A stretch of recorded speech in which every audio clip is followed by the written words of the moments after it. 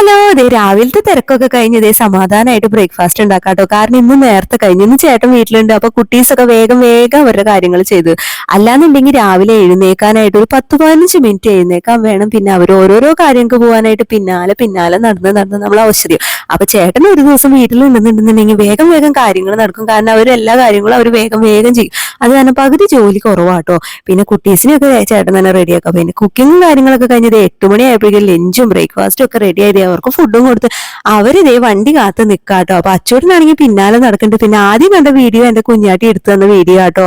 അമ്മേ ഞാൻ വരാന്നും പറഞ്ഞിട്ട് അങ്ങനെ വീഡിയോ എടുക്കലും ഷൂട്ടും കഴിഞ്ഞ് അവര് സ്കൂളിൽ പോയതേ. അപ്പൊ ഇന്ന് നല്ല വെയിൽ കണ്ടപ്പോ രാവിലെ ഒന്ന് കുളിച്ച് അമ്പലത്തിൽ പോയതാട്ടോ. കാരണം കുറെ ദിവസമായി അമ്പലത്തിൽ വരണം വിചാരിക്കുന്നു. നല്ല മഴ കാരണം കൊണ്ട് അമ്പലത്തിൽ വരവും നടക്കാറില്ല.